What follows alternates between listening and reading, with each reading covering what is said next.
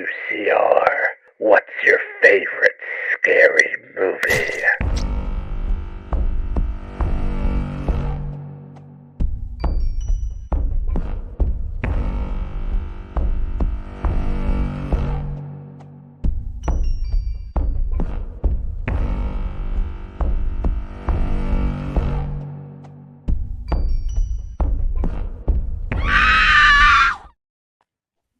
Hello to all you groovy ghoulies out there that have come to join us in the cesspool of horror that is Uncensored Horror. As you can see, it's the OG3 again today. I have lovely Luke and crazy Katie here with me as we are going down the rabbit hole, or the death chute again, with Jeepers Creepers 2. We'll keep that. Yeah, we'll 2 question mark. As the series unfolds, we will discuss that more. But Jeepers Creepers 2. So we all survived the first one, even though Katie hates it and she doesn't bode well for this one either. But we all survived it. But when did we first see Jeepers Creepers 2? Katie McCarthy, when was it for you? Did you see this in cinemas or? No, I probably rented it on a red box on a whim. It was 2003, so I was still in high school. I don't really remember seeing it. Were you on another date? Probably another terrible date. Yeah. George Glass. George Glass. I think George I didn't don't call remember me anyone that called George Glass and ask you.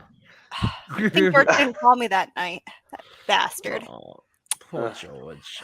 Well, I just don't remember watching it the first time, honestly, and then watching it again last night, I'm like, now I remember why I don't remember watching this.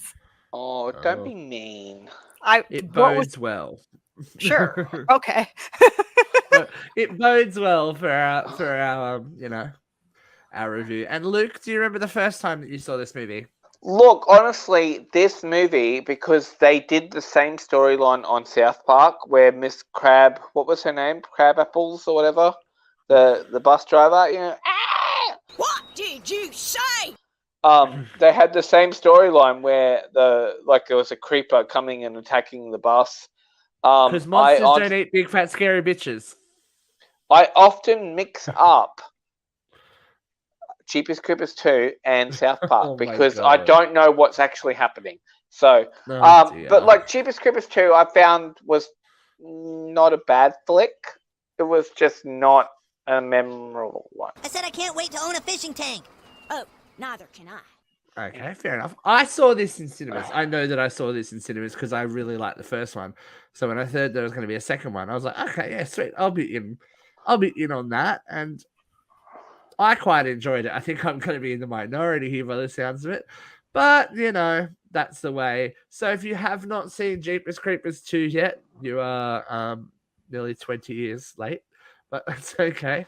Yeah, I mean, that happens. Here's the thing. That happens. It's on Pluto TV for free, so don't spend any money on it. Yeah. You can get it. It's out there. It is gettable. Cut that so out, if you haven't seen it and you I don't want to give that man any fucking money. Sorry. Basically, you can get it, you can watch it, and then come back and watch our review. So let's jump straight into 2003, Jeepers Creepers 2. Now, this film takes place 3 days after the events of the first film, when Darry after and what Trish happened Jenner, to Darry. After poor That's Darry. Terrible. I think it's worth mentioning that the opening scene, like the title credits, were actually pretty cool. I really liked it. I thought it was very sparse. It was one of those ones that kind of sets the mood, Very Every ominous. 23 years, very for dark. 23 days, it gets to feed. And I actually missed it when I was first watching it. All I saw, I turned my head, I think I heard a cat, and I turned my life is chaos, okay? This is just what it is. She is the cat lady from the first film. I am the cat lady from the first film. I am just in my prequel days, okay? So get it, Eileen. So I turned my head to see what a noise was, and then I turned back and I see it gets to feed. I'm like, huh? So I had to rewind it and then get to see the other part. And I said, "Oh, I like that." And then we go into that blaring, like overexposed cornfield. I know that we have opinions on Victor Salva and what he did was not kosher and all that kind of thing, but really well shot opening, like really well shot. Well, he's not the cinematographer, so I know, but we don't have to give him credit for that. We don't have to give him credit, as we see, Jackie, you know, Jackie Taggart putting up scarecrows. This movie makes you never want to look at a scarecrow in the same way. But Katie McCarthy, because you're a queen of all things trivia, who's Jackie's pa fixing the stump puncher? Oh, it's is that Ray Wise? Ray Wise. And where would we know Ray Wise from? It's too early. Doom, doom, doom. Oh no, you just dumped Katie McCarthy. Doom, doom, doom, doom. I'm singing it for you. Wait. He might have been somebody's father in a very popular 90s TV show that turned out to be quite evil. Spoiler alert, be like 30 years late. He played Leland Palmer in Twin Peaks. Oh! Ray Wise, Jack Senior to be Jack Senior. Jack Senior and his son. Oh, you know what Billy. I don't understand is it's Jackie, Jack Senior, and Billy. Billy Bob. He lost steam. Yeah, or maybe it's tradition in the family. Second child is the second. I don't know. Whatever we get. Again, scarecrows. That's not my scarecrow moment. No. Not good. I mean, that moment in that section where he is wiring up the scarecrow and talking shit about his dad, and then all of a sudden we get the little. That's chilling. That is bone chilling stuff. I did not enjoy it. I was like, oh no, I don't need no scarecrows looking at me, right? It's like, no, I don't think that's happening. But anyway, Billy slowly gets down from his post, noticing that, you know, our scarecrow looks quite strange. Oh, he happens to have giant talons and claws for feet. That's awkward. Let's run like a mofo. And a little bit unusual. Look, that thing can launch. Let's just say it was up, it was out, it was on. I'm not saying that Kyle's feet look like that on a bad day, but they do. Young Jackie is quickly apprehended by the creeper, who we all know. That's what I like about. I kind of like these movies. You don't really have to wait for the action to start. It's on. Like, he grabs that kid and runs through the cornfield as Billy and Jack Senior. Him and ripped it up. Yeah, and just try and save him. But this is when you get quality actors like Ray Wise, when that thing takes off and just takes off into the sunset with your child. It's like you see so much in his expression. It's haunting. I'm like, oh God, he's gone. Yeah, like, what can you do at that point? That kid is gone. You like, I don't know. That's really, I'm not even a parent, and it made me go, oh, that's creepy. Cut to the next day after we look at Ray's haunted eyes for a while, and we see a school bus, but not just any school bus. They are carrying the Mighty Cox. The Mighty Cox. There's some real hotties on that bus, I'm sorry to say. Does anyone find it just a little disturbing that Victor Salva, who wrote the movie, a little bit gay, named that team the Mighty Cox? Really? Does anyone? Look, all I've got to say is that anyone? El Santos was like, I'm just throwing it out there. Who wrote the script? Let's be honest. As the girls say, how long can they sing their theme song? They have a fight song with the word cock in it. They can sing it forever. It is very hetero teenage male. Like that bus smells of hormones and Axe body spray for sure. Like that is the stench that is wafting from that bus. Peak Axe body spray time too. Yeah, right. I know. So we get to meet a plethora of characters. Some would say too many. Too many kids on that bus for us to care about. And I think that that's a big problem with this movie. I'll play my hand with that a little bit later, but we get to meet, you know, our quarterback with a problem. Oh, so sad. You know, they got to play He's human. 12 minutes of the game. Yeah. We get to meet Scotty. That's what his name's, Scotty. It's like, oh, Scotty doesn't know. Scotty doesn't know, and he makes me sad. That was a way better movie than this one.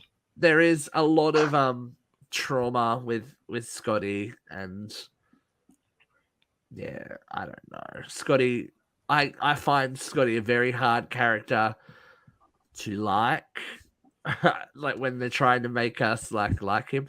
Was he in he was in the show, that kid, right? He was in a TV show. Scotty? I can't remember who Scotty was. Honestly, I don't remember. The shaved blonde piece that was the quarterback. And his girlfriend, who is like the cross child between Janine Garofalo and who else was it? Someone else. I was like, oh my god, they had a baby and she's here. And she's Laura San Giacomo. That's who she is. She's like the 90s had a baby and it's this girl. And she's very serious. And of course we meet Minxie. What kind of a name is Minxie? Yeah, what kind of name is Minxie? I mean, they've got another character named Double D. So what was happening there? Yeah, Double D Davis. She didn't even have big boobs. Oh no, that was the kid. That was the guy, wasn't it? I was like, wait, Double D. Never mind. They used to call me Double D, but then I outgrew it. But then I Double D Katie. She became Triple D, the Destroyer. Triple D, the Destroyer. So we are driving alongst the road. We are driving alongst the road, and we get a cameo from Justin Long. I'm surprised. I'm surprised. I don't remember this bit, so please tell me about it. I missed it too. Minxie is asleep on the bus, falls asleep on the bus, and has a vision of Darry standing on the side of the road. Oh, it's Darry. Telling them to go back. Oh no, I remember. How did I miss this? No, I remember. How did I miss that? No, I remember this. As she awakes, the tire on the bus blows out. And everyone has to get off the bus because, it's, naughtiness.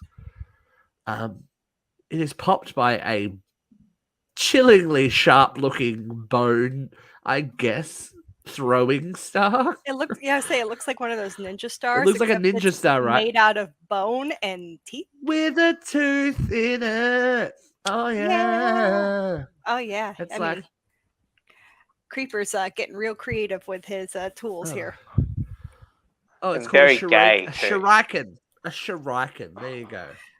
I mean, can we get back to the bus lady because I love her? But she is she is from Ryan Murphy's first popular TV show. She was playing a normal She was girl. but her character on Popular was the proto Sue Sylvester. So what would happen to be Sue Sylvester was, if you haven't watched Popular, it only did 2 seasons. It is a fantastic show. You will love it. Meatloaf was originally considered for the bus driver, and I would have really, really liked to have see Meatloaf in this because, I love Meatloaf. I think he's a fantastic actor. I think he, every scene he's in, I think he just chews up the scenery. But wasn't that when it was meant to be? Because there's development hell for these movies. It was Bat Out of Hell, and it was originally called Bat Out of Hell, and that would have made it just that much better. So they just kind of really missed an opportunity here for that. Honestly. I'm sorry, I got it wrong. The bus blows the tire first, and then she has the dream before it gets hit again. Sorry. The second shuriken hits the bus, and this one is not a tooth. This one is a very familiar rose tattoo from the first movie. What? It is made from the Dari. skin of Dari Jenner. Oh, so Dari, That's terrible. Yeah, that's awful. He has visions. Minxie has visions of both Dari and Jackie, telling them that the creeper is following them, and we see the creeper haul an ass alongside next to the bus before it blows the tire. So it's there's no mucking around. So the bus is disabled out on the, I guess, highway. It's highway. It's a highway. Yeah. They're in the middle of the desert. Let's yeah. It's a highway. They're in the middle of the desert. Like they're shooting in the middle of the desert. Yeah, it's like They're in the middle of nowhere. Basically. Yeah. Like if they were in Australia, they'd be in the outback. Yeah, it's a very Wolf Creek kind of moment. No. Anyway. Yep. That was a Katie joke. You tried. The creeper very quickly dispatches the teachers. They are gone. And this is, putting teenagers in peril is standard horror movie fare. But those teachers do. Is this when they rip up the the dykey bus driver girl? Is that when she's ripped up at this point already? Yeah, I do remember that bit. This happens in quick succession. Coach has gone first. She reminded me of Miss Man, but not Miss Man, a nicer version of Miss Man. So they get rid of the adults pretty quickly. They are gone. Okay. They are gone, and the creeper is creeping. The creeper is creeping straight away. Creeper be creeping upside down. I think what bothered me most about this movie, besides the obvious, is it couldn't decide whether it wanted to be campy, or if it wanted to be truly creepy. It kind of went back. It went back and forth because with the opening credits, it was very dark. It was very ominous. It set a mood, and then you have scenes like creepers hanging upside down, and that's very Freddy Krueger campy-ish. It's funny. It is. You're just but waiting. Katie, I think this is an extension of the first film where they wanted to be something, but they ran out of money, and then it became something else. But they had I feel like this film's lost its way. Oh, but they had a bigger budget this round. They had money to spend because of how well the first movie did. They had money this round. Okay, I find it creepy because I know more about Victor Salva.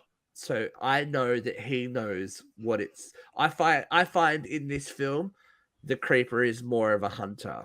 He is picking victims. He is, actively, while they're in the bus, he's looking at them, licking his teeth, pointing at them, winking at them, choosing the ones he wants and what he wants to eat from them. And that's fine if you're making a campy film, but it's not deciding. It's going back and forth. I want to be creepy. No, I want to be campy. Well, maybe.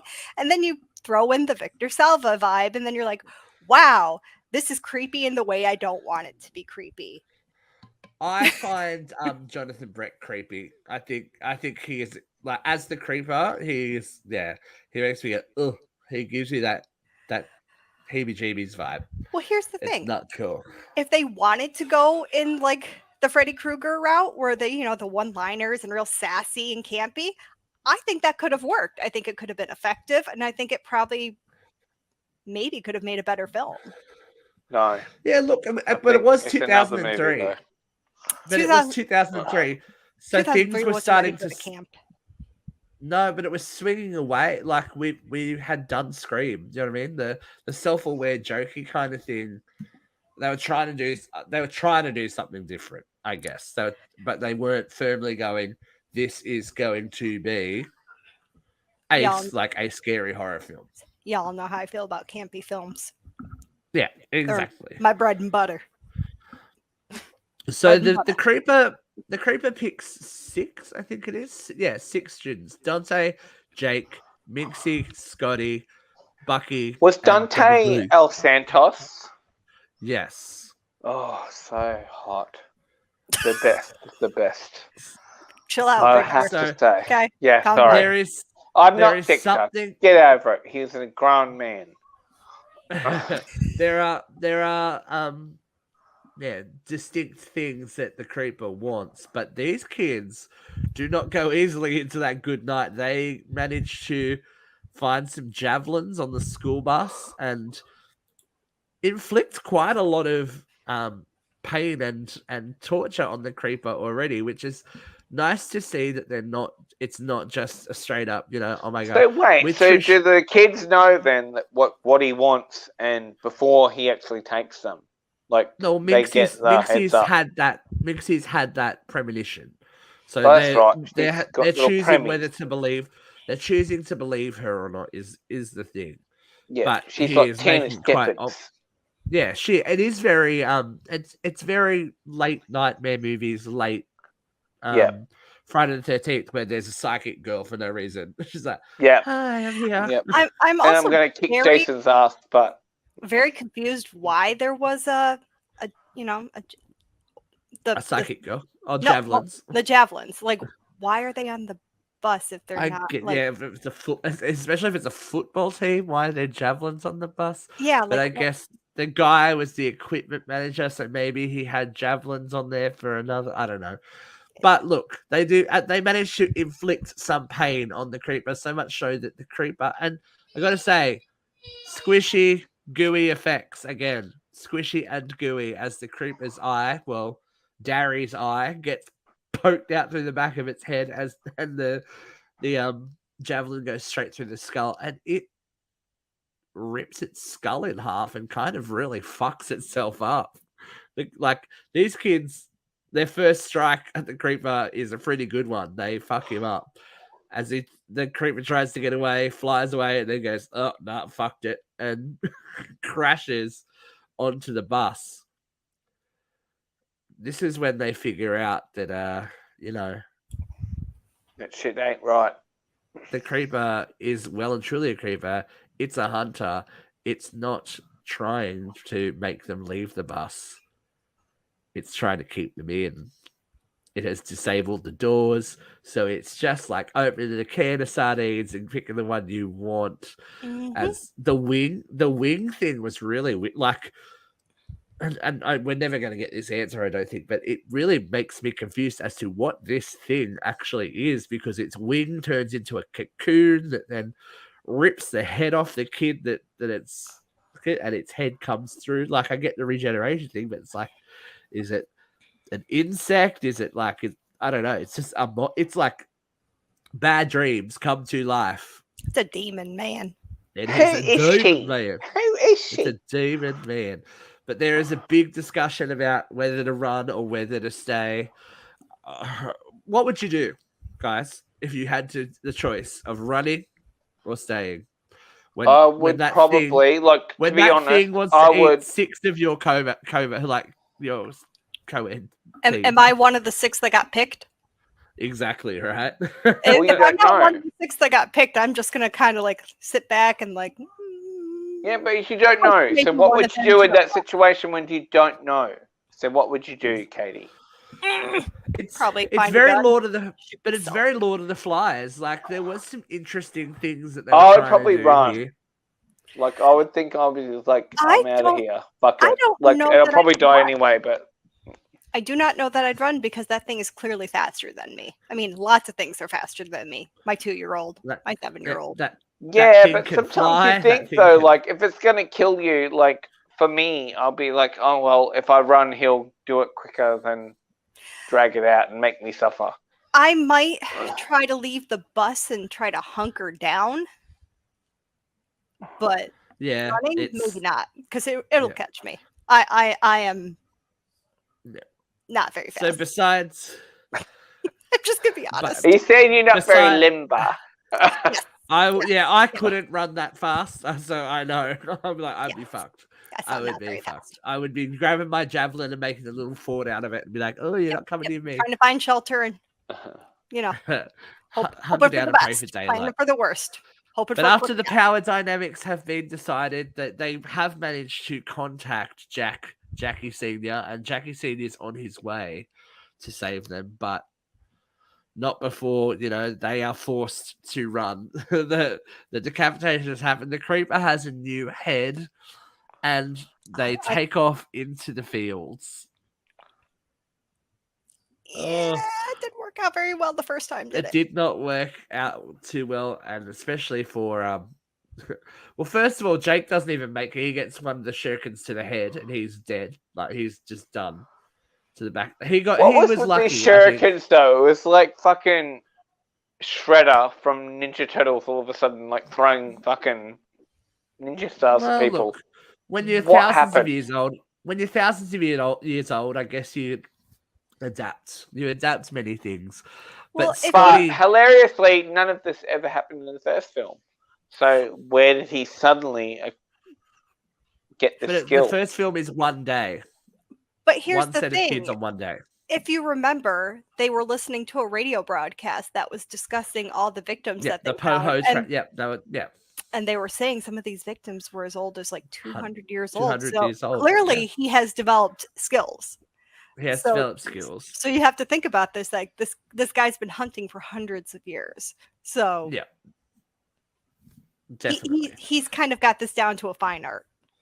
Yeah, he definitely does, because he manages to nail Scotty to a tree via his arm and his shuriken. Scotty doesn't know. Scotty knows now it hurts. They're wiggling that arm, and it's like, oh, that's not cool. That looks quite painful. But Scotty, who is they've set up as the lead, right? They've set him up as one of the lead characters. He's taken and never seen again, and he's just gone. It's like, oh, okay, misdirection. I get a misdirection, but it was very bracing, very bracing. So we go back to the bus. I think that they had a lot to do, and maybe they should have trimmed a little bit. So Bucky, the team manager of equipment, finds his way back to the bus where young Johnny has let Chelsea back on the bus, but no one else. He manages to crawl through after being attacked. He's been pulled through that roof twice. This will be the second time this kid has been pulled through that roof twice by his head. I wouldn't be going anywhere near the holes in that roof. I would be on my hands and knees crawling around. But luckily, just in time. But why is it still alive at this point too? Because it's regenerated. It's got a new head. It took one of the kid heads. I can't remember which kid it was. It was Dante's head. Okay. Dante's head got ripped off in the cute one. I don't care about these kids enough to remember their names. I'm sorry. My true love was Dante. Was There's too many of them. Do you know what I mean? If maybe when the bus broke down, some of them got on another bus and there wasn't enough room, and some of them stayed behind, that might have worked. But there's too many. Like, there's at least 15. At least 15 kids on this bus. Yeah. And some of them never speak. Do you know what I mean? And they definitely made this try to be like a proper slasher where we're going to have this big body count. Very different to the first film. Yeah. I don't know if it worked out that well, but they should have maybe lent into that more and maybe had the bus crash and kill some of the kids or something like that. That might have worked out in their favor. That's a lot, but that's a lot. That is a lot of death for, not good times, but the Taggets arrive. The Taggets arrive with the homemade harpoon gun and manage to, I guess, detain the creeper for a little while before he flips the bus. And there's that's very tense scene watching the Taggets truck get lifted up and down and thrown around by the creeper, who is just non-stop. Meanwhile, Rhonda, Izzy, and Double D. So the apparent gay kid, the other quarterback, and Scotty's girlfriend find a truck and manage to get it started. But the wounded creeper who is flown away from the Taggets has picked up a scent and is on their tail. Now this is where I start to lose track of what happens, and they do as well. I think it's very much like the first film where they get to the end of it and jumps it's like, shark. oh, we ran out of time. We ran out of time. We got to do it. We got to do this now. In a matter of like less than 3 minutes, we have Izzy basically sacrificed himself by flipping the. He throws Rhonda out of the truck to save her. He flips the truck. DeAndre goes flying, and Izzy is left in the truck, but he does crawl away. So he isn't dead. Rhonda's not dead. Izzy's not dead. But that's the last we see of them. I'm like, wait, what? They were lead characters too. You made us like know their name, and you made us like have a relationship with us, and then that's all they see because once again the Taggets arrive. Taggets arrive with his harpoon of death and manages to shoot it in the head. Look, they have watched their Scream movies. They know. Head, Dewey, head. Straight in the head. And old Jack is just not having it. Old Jack is the kind of guy you want on your team because he goes ham on that MF. He's just stabbing it and stabbing it and stabbing it and stabbing it and stabbing it. And it gets real squelchy. And there's like blood everywhere, and it looks as though the creeper is well and truly done. They think he's dead, but as Minxie says, he's not dead. He just ran out of time. Mm-hmm. The creeper's head collapses on itself with its weird talons of grossness, and it enters its 23-year hibernation cycle. We fade to black, but we come back in 23 years later. Well, we're not to know that yet. But as a group of 3 teenagers drive up to the Taggett farm, where the sideshow attraction called A Bat Out of Hell is advertised, a middle-aged Jack is charging entry fees for non-believers, and they go to touch the now almost mummified remains of the creeper when elderly Jack says, "We don't touch it." Obviously, why would you want to start with? They ask him several questions about the creeper and how it was killed and all that kind of stuff. But as he is sitting there with his dog, his harpoon gun, and a harpoon in hand, they ask him if he's waiting for something. I love this line. He looks at the creeper and says, About 3 more days. End of movie.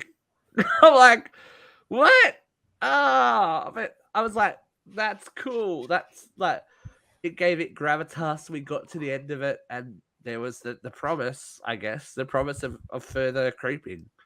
The promise of further creeping. But there's not a lot of in-depth to go into in this movie because a lot of it happens in the claustrophobia of the bus. Yes, there is a lot of inter-character relationships between the 6 or probably 10. The 10 kids on the bus. It's hard to keep track of. You need a scoreboard. There's racial things. There's competition things. There's homophobia. Do you think that this is a movie that tried to do a lot, and it just kind of like this is how I feel. It was like a movie that actually had a lot of potential, but it just lost its way. Like it kind of felt like a mess in the end. Do you know what I think it is? I think it's 2 movies in one. Is the problem? It's either the story it felt like of the it was trying to tell too many stories, or it's the story of the kids. And maybe if one of them was part 2 and one of them was part 3, it would have made a bit more sense. But it's crammed together, and you don't really get a payoff because I really liked Rhonda and Izzy. They were the characters that I gravitated to, but they disappear and you never see them again. Dogs. Like they're alive, but you never see them again. What happens to all these other kids that ran off into the night? Where are they?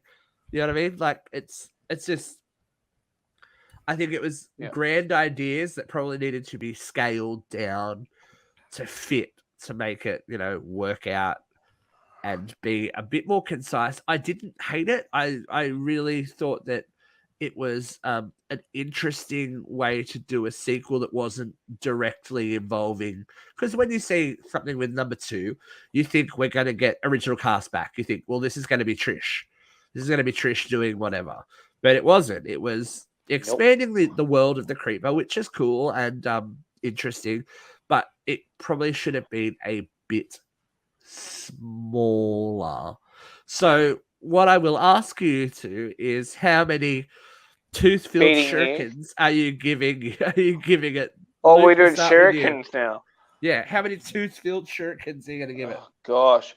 Look, honestly, I want to give this more than I'm going to give it. I'll give it, what's our number here? It's like out of 5? Out of 4? Out of 5.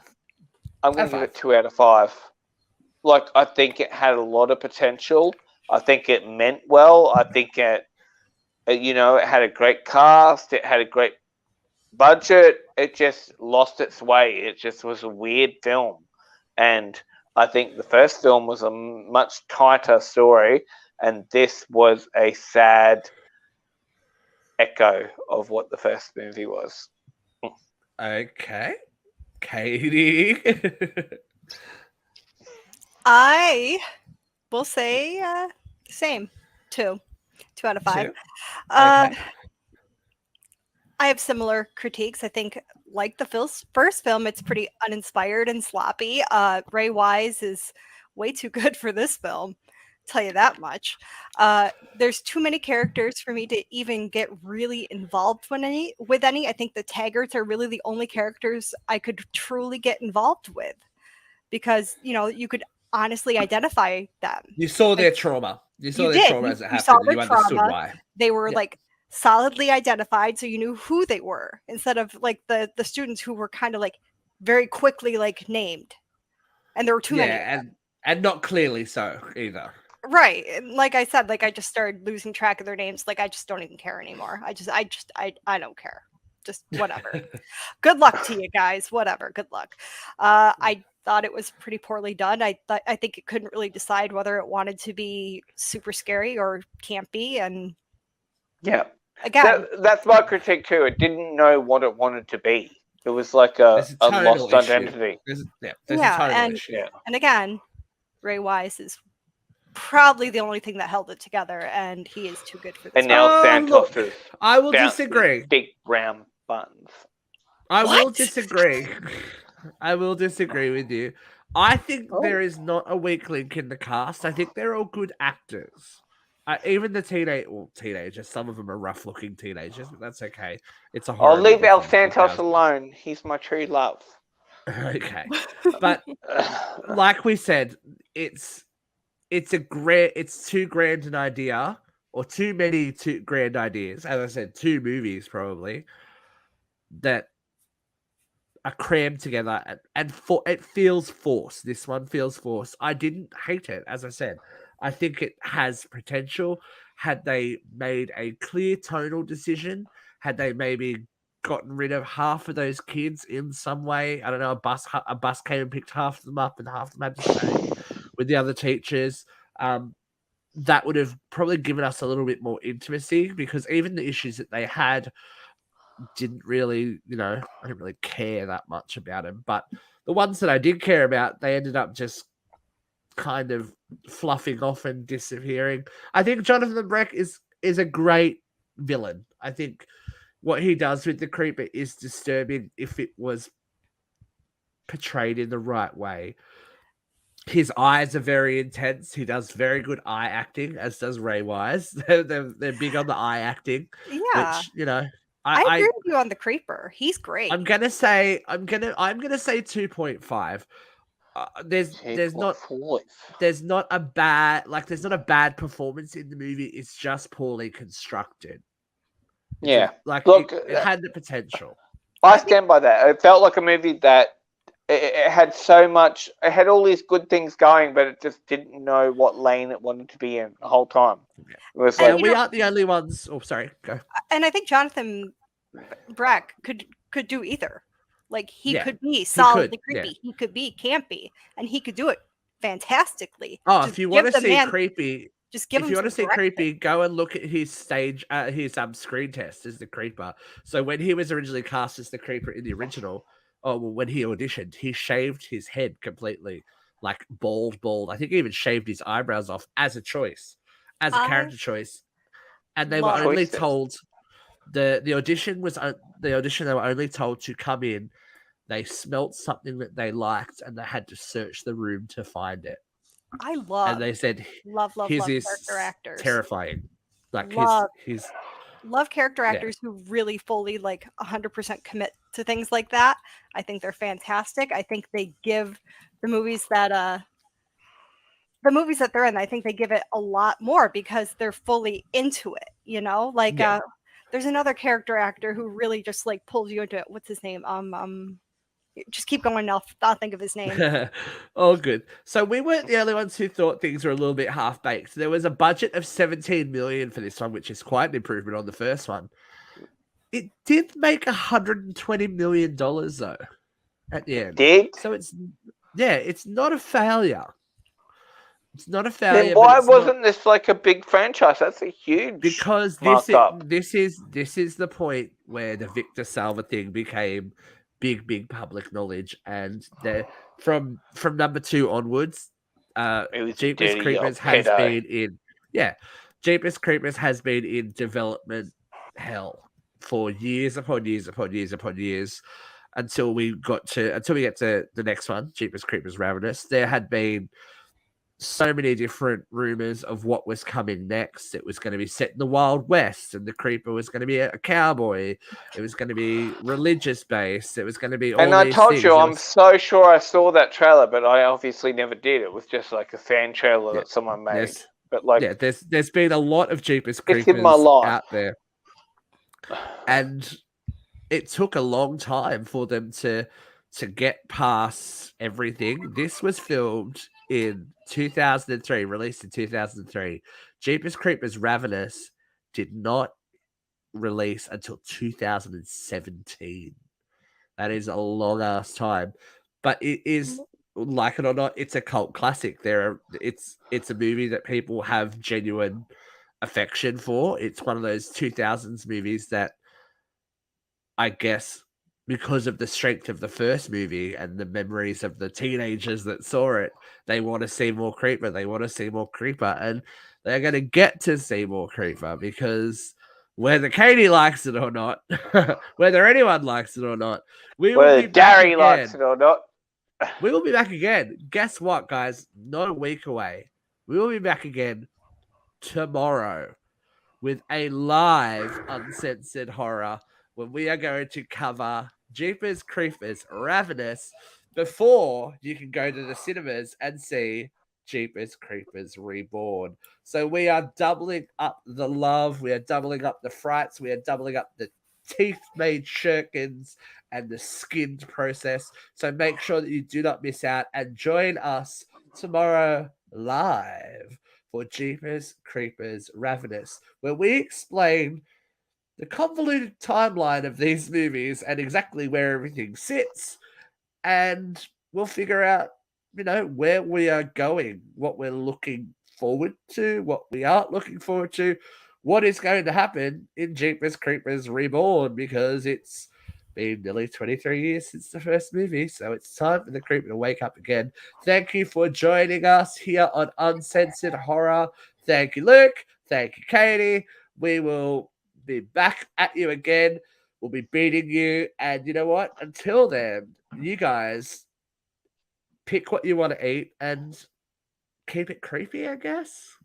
Bye. Keep it creepy.